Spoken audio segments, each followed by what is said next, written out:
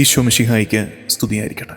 നമ്മുടെ മുറിവുകളിൽ കരുണയുടെ സൗഖ്യലേപനം പുരട്ടുന്ന കർത്താവിൻ്റെ സ്നേഹത്തെ ഏറ്റുപറഞ്ഞ് ഈ ദിവസം ആരംഭിക്കാം. ഒരുമിച്ച് കുരിശ് വരയ്ക്കാം. എൻ്റെ തമ്പുരാനെ, വിശുദ്ധ കുരിശിൻ്റെ അടയാളത്താലെ ഞങ്ങളുടെ ശത്രുക്കളിൽ നിന്ന് ഞങ്ങളെ രക്ഷിക്കുക. ഞങ്ങളുടെ തമ്പുരാനെ, പിതാവിൻ്റെയും പുത്രൻ്റെയും പരിശുദ്ധാത്മാവിൻ്റെയും നാമത്തിൽ ആമേൻ.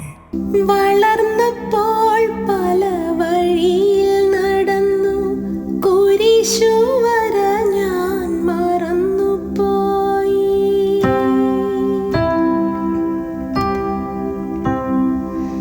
വളർന്നപ്പോൾ പല വഴിയിൽ നടന്നു, കുരിശു വര ഞാൻ മറന്നുപോയി. സ്തുതികൾ ചൊല്ലിയ നാവിനാൽ പലരെ ദൂഷണം പറഞ്ഞു ഞാൻ പാപിയായി. തൂമഞ്ഞിൻ വെണ്മയും വിശുദ്ധിയും പോയി, ഏറെ ഞാൻ നിന്നിൽ നിന്നകന്നു പോയി, ഏറെ ഞാൻ നിന്നിൽ നിന്നകന്നു പോയി. അമ്മ മടിയിലിരുത്തി വിരലാൽ കുരിശു വരപ്പിച്ച സന്ധ്യകളും, ഇളം മുട്ടിൽ കൈകൾ കൂപ്പി ഈശോയ്ക്കുമ്മ കൊടുത്തതും, ഇന്നും എന്നോർമ്മയിൽ വീണ്ടും തെളിയുന്നു. തിരിച്ചു നടക്കാൻ കൊതിക്കുന്നു, തിരിച്ചു നടക്കാൻ കൊതിക്കുന്നു. ജെറമ്യ പ്രവാചകന്റെ പുസ്തകം 3-ാം അധ്യായം 22-ാം വാക്യം. The book of Jeremiah, chapter 3, verse 22.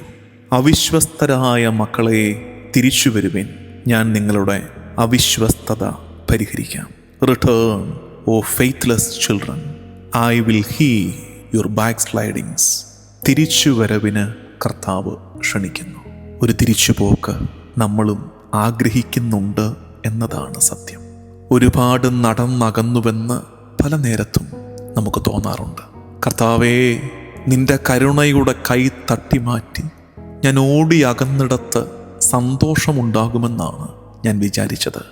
പക്ഷെ ഇന്ന് തിരിച്ചറിയുന്നു, നിന്റെ കരുണയായിരുന്നു, നിന്റെ സാന്നിധ്യമായിരുന്നു എൻ്റെ ആശ്വാസവും എൻ്റെ സന്തോഷവുമെന്ന്. ഇവിടെ ഈ വാക്യത്തിൽ ഒരു വൈദ്യനെ പോലെ ദൈവം സംസാരിക്കുകയാണ്. പാപത്തെ രോഗമായി കാണുന്നു.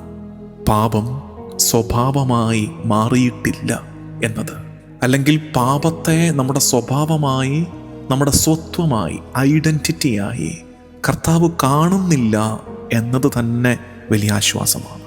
കർത്താവ് നമ്മുടെ പാപത്തെ രോഗമായി കാണുമ്പോൾ ഒരു തിരിച്ചുവരവിൽ സൗഖ്യം കാത്തിരിപ്പുണ്ട് എന്നും അർത്ഥം വരും. കർത്താവിൻ്റെ കരുണയാണ് നമുക്കുള്ള മരുന്ന്, ഔഷധം എന്ന് തിരിച്ചറിയാം. ചില മുറിവുകൾ ആത്മീയമാണ്. മനസ്സിനും ആത്മാവിനും ഏറെ മുറിവുകൾ പറ്റിയിട്ടുണ്ടെന്നുള്ള തിരിച്ചറിവിലാണ് തിരിച്ചു നടത്തം ആരംഭിക്കുന്നത്. ഭയത്തിൻ്റെ മുറിവുകൾ, കുറ്റബോധത്തിൻ്റെ, നിരാശയുടെ മുറിവുകൾ.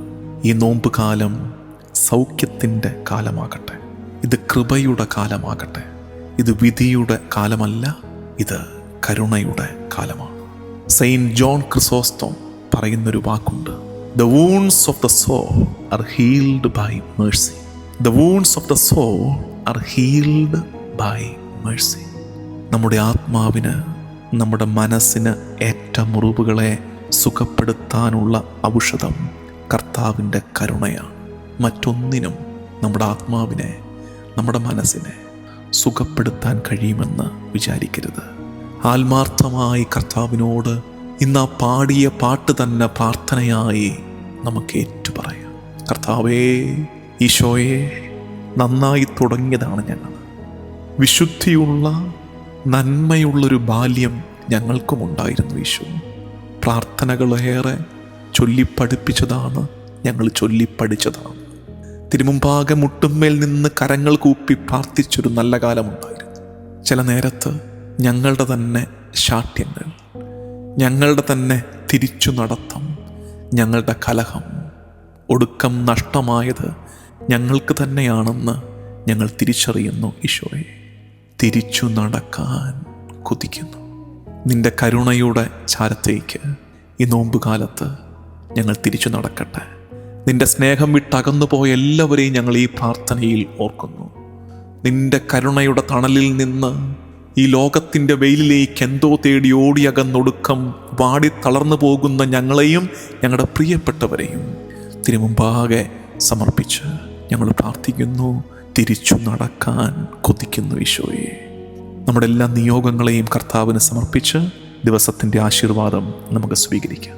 നമ്മുടെ കർത്താവ് ഈശോ മിശിഹായുടെ കൃപയും പിതാവായ ദൈവത്തിൻ്റെ സ്നേഹവും പരിശുദ്ധാത്മാവിൻ്റെ സഹവാസവും എന്നും എല്ലാ കാലവും കൂടെ ഉണ്ടായിരിക്കട്ടെ, ഇപ്പോഴും എപ്പോഴും എന്നേക്കും. ആമേൻ.